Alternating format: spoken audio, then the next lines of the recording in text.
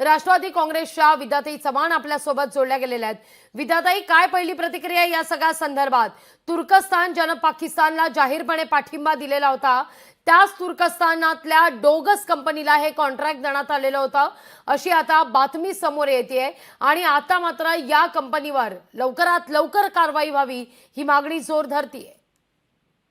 नाही, मला खरंच खूप आश्चर्य वाटतंय की एकदम तुर्कस्तान कंपनीला कॉन्ट्रॅक्ट देण्या इतकं काय झालं होतं। भले तेव्हा तुमचे काही वाईट तुम्हाला माहिती नसेल की तुर्कस्तान पाकिस्तानची मदत करते, पण आता तर तुम्हाला समजलंय ना, मग तुम्ही यांच्यावरती काय ऍक्शन घेणार? आणि खरं तर हे काही ऍक्शन घेऊ शकत नाही, कारण आता 3,000 कोटी जर देऊन झाले असतील तर आता तुम्ही तुमच्या हातात काय राहिलंय?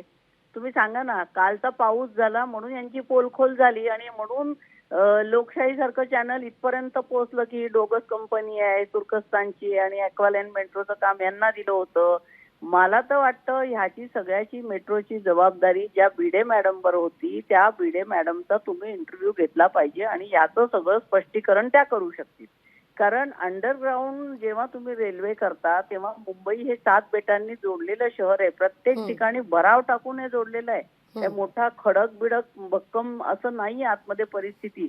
आता तुम्ही जे कोस्टल रोड पण केलेला आहे तिथे पण मागे लिकेज वगैरे होता, म्हणजे हे किती सुरक्षित आहेत लोकांना प्रवास करण्यासाठी याचा पण एक स्टडी व्हायला पाहिजे पुन्हा। आणि ह्याच्यामध्ये कुठल्या तरी जर्मनी किंवा जपान अशा कंपन्यांना आणून त्याचा सर्व्हे झाला पाहिजे। उगाचच लोकांच्या जीवाशी खेळू नका, हे खेळणं आहे सगळं। कालच्या पावसामध्ये तिकडे काय स्टेशनची वाताहत झालेली आपण बघितलेलं आहे आणि मीडियाला तिथे जाण्यात रोखण्यात आलेलं आहे की तुम्ही हे दाखवू नका।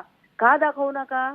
मुंबईमध्ये जो पाऊस पडतो, मुंबईची आणि दिल्लीची तुलना होऊ शकत नाही। मुंबईमध्ये प्रचंड पाऊस होतो, समुद्र जवळ असल्यामुळे पावसाचा आणि समुद्राच्या भरतीचा प्रचंड दबाव पावसाळ्यात असतो। अशा परिस्थितीमध्ये कोस्टल रोड असेल, हे अंडरग्राऊंड मेट्रो असतील, ह्या कशा टिकणार आहात? आणि ह्याच्यावरती जर्मनी असेल किंवा फ्रान्स असतील किंवा जपान असतील यांनी काम करून दाखवलेले आहे काम। अशा कंपन्यांना कोणाला तरी कॉन्ट्रॅक्ट देता आलं असतं का? आणि अशा प्रकारे परिस्थिती जी हँडल केलेली आहे तुर्की आता किती प्रोग्रेसिव्ह देश आहे आणि किती चांगल्या प्रकारे इंजिनियर्स त्यांच्याकडे आपल्याला माहिती नाही, याची माहिती त्या भिडे मॅडम देऊ शकतील। त्यामुळे हे जे काय चाललंय निश्चित त्यांच्याशी देखील आम्ही संपर्क साधून या सगळ्याचा खुलासा करण्याचा प्रयत्न करू। विद्याताई, धन्यवाद आमच्याशी संवाद साधला त्याबद्दल, या सगळ्याविषयी बोलण्याकरता। लोकशाही मराठी ऐका, पहा, जागरूक रहा।